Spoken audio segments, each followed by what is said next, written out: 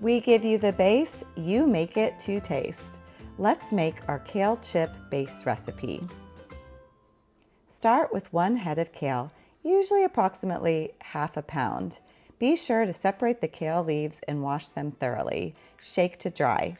Once dry, or sort of dry, remove the leaves from the stem and tear them into 1-inch pieces. They don't have to be exactly 1 inch. In fact, the smaller pieces usually soak up the best flavor and get the most crispy.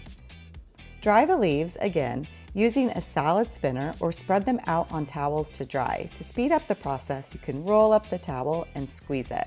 Next, go ahead and get the seasoning ready.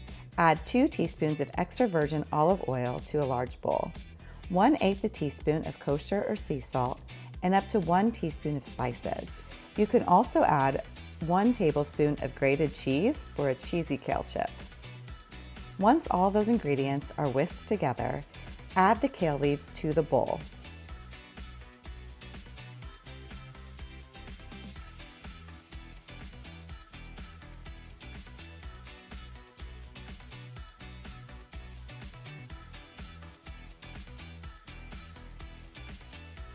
Using your hands, mix the kale with the seasoned oil to make sure it's evenly coated. Then, spread the kale leaves out onto 1 to 2 sheet pans in a single layer. You don't want to overcrowd the pan or the kale chips will steam. Bake at 275 degrees for 20 to 25 minutes or until crisp. Allow to cool slightly and then enjoy.